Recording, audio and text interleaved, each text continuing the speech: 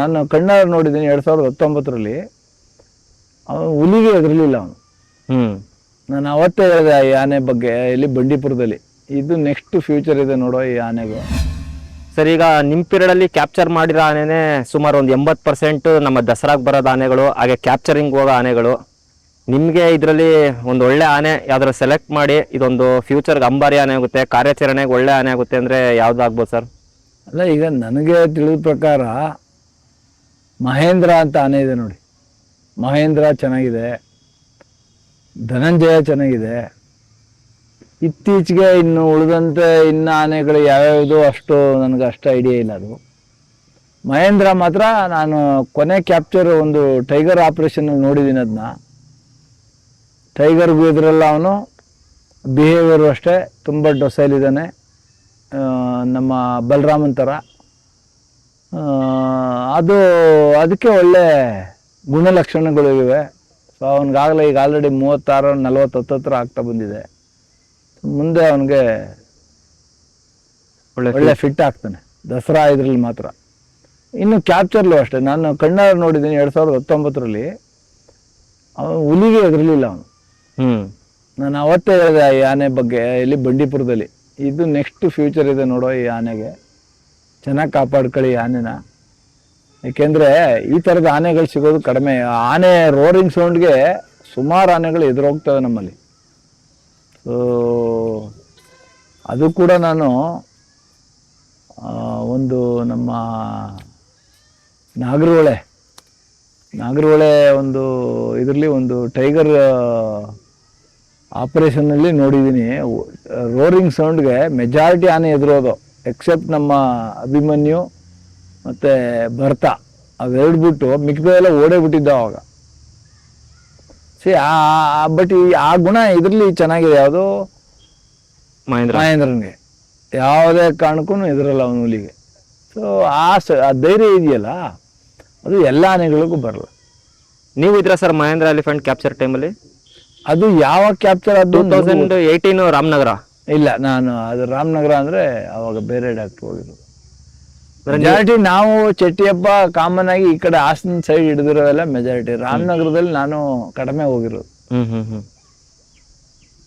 ಅಂದ್ರೆ ಈಗ ಧನಂಜಯನ್ ಬಗ್ಗೆ ಹೇಳ್ಬೇಕಂದ್ರೆ ಅವನಿಗೂ ಕೂಡ ಅಂಬಾರಿ ಕಟ್ತಾ ಇದಾರೆ, ಕಾರ್ಯಾಚರಣೆಗೂ ಕೂಡ ತುಂಬಾ ಕಾರ್ಯಾಚರಣೆ ಮಾಡ್ತಿದ್ದಾನೆ. ಅದ್ರ ಬಗ್ಗೆ ಹೇಳ್ಬೇಕಂದ್ರೆ ಅದೇ ಈಗ ಫ್ಯೂಚರ್ ಇದೆ, ಓಕೆ.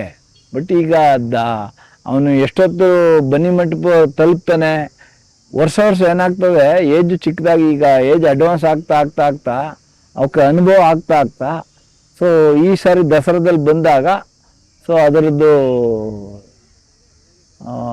ಏನು ಹೊರ್ತಕ್ಕಂಥ ಸಾಮರ್ಥ್ಯ, ಜನಗಳ ಜೊತೆ ಹೊಂದಾಣಿಕೆ ಆಗೋ ಇದೆಲ್ಲ ನೋಡಿ ಡಿಸೈಡ್ ಮಾಡ್ತಾರೆ. ಈಗ ಸುಗ್ರೀವ ಕೂಡ ಒಳ್ಳೆ ಹೆಸರು ಮಾಡ್ತಾ ಇದ್ದಾನೆ ಕ್ಯಾಪ್ಚರಿಂಗ್ ಅಲ್ಲಿ. ಈಗ ಅಭಿಮನ್ಯು ಬಿಟ್ರೆ ಸುಗ್ರೀವನು ಒಳ್ಳೆ, ಭೀಮ ಇದ್ದಾನೆ, ಸುಗ್ರೀವ ಸುಮಾರು ಇವೆ ಆನೆಗಳು, ತುಂಬಾ ಇವೆ. ಆದ್ರೆ ಇಲ್ಲಿ ಅಡ್ಜಸ್ಟ್ ಆಗಿ ಹೋಗುವಂತ ಆನೆಗಳಾಗ್ಬೇಕು. ಯಾಕೆಂದ್ರೆ ಇಲ್ಲಿ ವಾತಾವರಣನೇ ಬೇರೆ, ಕಾಡಿನ ವಾತಾವರಣನೇ ಬೇರೆ. ಇಲ್ಲಿ ಆನೆ ಹೋಯ್ತಾವೆ ಅಂದ್ರೆ ಗಲಾಟೆ, ಸಿಳ್ಳೆ ಹೊಡೆಯೋದು ಎಲ್ಲವೂ ಇರ್ತವೆ. ಅವು ಯಾವಕ್ಕೂ ಅವು ಕಿವಿ ಕೊಡದಂತೆ ಧೈರ್ಯವಾಗಿ ಹೋಗ್ತಾ ಇರಬೇಕು. ಯಾಕೆಂದ್ರೆ ಕೆಲವು ಸಾರಿ ಏನಾಗ್ತದೆ, ಹಿಂದೆ ಒಂದು ಸಣ್ಣ ನಾಯಿ ಬಂದ್ರೂ ಟರ್ನ್ ತಿರುಗ್ಬಿಡ್ತವೆ ಆನೆಗಳು ಗಾಬರಿಯಾಗಿ. ಸೊ ಆ ಥರ ಆಗದಂಗೆ ನೋಡ್ಕೊಂಡು ಅವನ್ನ ತಗೊಂಡೋಗ್ಬೇಕು. ಆಮೇಲೆ ನಿಮಗೆ ಗೊತ್ತು, ಒಂದು ವೆಹಿಕಲ್ ಸೌಂಡು ಬೇರೆ, ಇನ್ನೊಂದು ವೆಹಿಕಲ್ ಸೌಂಡೇ ಬೇರೆ ಇರ್ತದೆ. ಆ ಸೈಜ್ ರೋಡಲ್ಲಿ ನಾವು ತಗೊಂಡೋಗ್ಬೇಕಾದ್ರೆ ಅವಕ್ಕೆಲ್ಲ ಅಡ್ಜಸ್ಟ್ ಆಗಬೇಕು.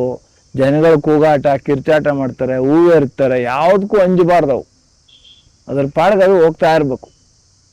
ಸೊ ಆವಾಗಲೇ ಅಲ್ಲಿ ನಾವು ಇಂಥ ಆನೆ ಫಿಟ್ಟು ಅಥವಾ ಇಂಥ ಆನೆ ಸ್ವಲ್ಪ ಗಾಬರಿ ಇದೆ ಅಂತ ನಾವು ಹೇಳ್ಬೋದು. ಈಗ ನೋಡಿ ದಸರಾ ಇದರಲ್ಲಿ ಶ್ರೀರಂಗಪಟ್ಟಣದಲ್ಲಿ ಒಂದು ಆನೆ ಗಾಬರಿ ಆಗ್ಬಿಡ್ತು, ಗೋಪಾಲ ಸ್ವಾಮಿ. ಅದು ಅನುಭವ ಇರೋ ಆನೆನೆ, ಹೌದು. ಆದ್ರೂ ನೋಡಿ ಅದು ಅದಕ್ಕೆ ಹೇಳೋದು, ಬಿಹೇವಿಯರು ಯಾವ ಟೈಮ್ನಲ್ಲಿ ಹೆಂಗ್ ಚೇಂಜ್ ಆಗುತ್ತೆ ಅಂತ ಹೇಳಲಿಕ್ಕಾಗಲ್ಲ. ಸೊ ಆ ಥರ ಎಲ್ಲ ಆಗ್ತವೆ. ಈಗ ಭೀಮನ್ ಬಗ್ಗೆ ಹೇಳ್ಬೇಕಂದ್ರೆ ಸರ್, ತುಂಬಾ ಚಿಕ್ಕ ಏಜ್ 25 ವರ್ಷದೇನೆ ಆಲ್ರೆಡಿ ಸುಮಾರು ಹೆಸರು ಮಾಡ್ಬಿಟ್ಟಿದೆ. ಈಗ ಪ್ರತಿಯೊಂದು ಚಿಕ್ಕ ಮಕ್ಕಳಿಂದ ಹಿಡಿದು ದೊಡ್ಡವ್ರ ತನಕನೂ ಭೀಮ ಹೇಳ್ತೀನಿ. ನಿಮ್ ಪ್ರಕಾರ ಹೆಸರು ಮಾಡಿದಾನೆ, ಆದ್ರೆ ಅದಕ್ಕೊಂದು ಪ್ರೌಢಿಮೆ ಬೇಕಲ್ಲ. ಹೌದು. ಈಗ ಒಂದು ಪ್ರೌಢಿಮೆ ಇಲ್ಲದೆ ನಾವು ಈ 18 ವರ್ಷ ತಾನಾಗ 20 ವರ್ಷ ತಾನಾಗ ಅಂಬಾರಿ ಓಡಿಸಿದ್ರೆ ಅದು ಓಡ್ತದೆ ಅಂತ ಏನು ಗ್ಯಾರಂಟಿ? ನೀವು ಫಸ್ಟು ಅದಕ್ಕೆ ಏನು ಮಾಡಬೇಕು, ಒಂದು 5 ವರ್ಷನಾದ್ರು ಮಿನಿಮಮ್ಮು ತೊಟ್ಲು ಕಟ್ಟಿ ಭಾರ ಏರಿ ಮರದಂಬಾರಿ ಕಟ್ಟಿ ಅಭ್ಯಾಸ ಮಾಡಿಸ್ಲೇಬೇಕು. ಅವನು ಆವಾಗ ಅದ್ರಲ್ಲಿ ಇಟ್ಟಂಥ ಮರಳು ಮೂಟೆ 750 kg 800 kg ತಗೊಂಡು ಹೋಗ್ತಾನೆ ಅಂದರೆ ಆವಾಗ ನಾವು ಧೈರ್ಯವಾಗಿ ಅವನ್ನ ಇದು ಮಾಡ್ಬೋದು. ಈಗ ಅದು ಮೊದಲು ಒಂದು ಟ್ರೀಟ್ಮೆಂಟ್ ಮಾಡಿದಾಗ ನೀವು ಟ್ರೀಟ್ಮೆಂಟ್ ಕೊಟ್ಟಿದ್ರಾ ಸರ್ ಭೀಮನ್ಗೆ? ಅದು ಅದು ಕಾಡಾನೆಯಿಂದ ದಾಳಿಯಾಗಿ ಫುಲ್ ಎಲ್ಲ ಒಳಗಡೆ ಕಾಡೊಳಗಡೆ ಡ್ಯಾಮೇಜ್ ಆಗಿ ಅದು ಬದುಕದೇ ಇಲ್ಲ ಅನ್ನೋ ಸ್ಥಿತಿಗೆ ಹೋಗಿತ್ತು. ಇಲ್ಲ, ಅವಾಗ ಮೋಸ್ಟ್ಲಿ ನಾನು 1 ಸಾರಿ 2 ಸಾರಿ ಹೋಗಿರ್ಬೋದೇನೋ, ಬಟ್ ಮೆಜಾರಿಟಿ ಅಲ್ಲಿದ್ದಂಥ ಡಾಕ್ಟ್ರು ಅವರೇ ಕೊಟ್ಟಿರ್ತಾರೆ. ಅದೇ ಮುಜೀಬ್ ಡಾಕ್ಟ್ರೇ ಮುಜೀಬ್ ಇದ್ರು ಅಥವಾ ಅದಕ್ಕಿಂತ ಇನ್ನೊಬ್ರು ಹಿಂದೆ ಶ್ರೀನಿವಾಸ್ ಅಂತಿದ್ರು. ಯಾರ ಪೀರಿಯಡ್ ಆಗಿದೆ ಅನ್ನೋದು ನನಗೆ ಗೊತ್ತಿಲ್ಲ. ಅಂದ್ರೆ ಆನೆನು ಬದುಕಿರೋದೇ ಹೆಚ್ಚು ಒಂದು ಕಾಡಾನೆ ದಾಳಿಯಿಂದ.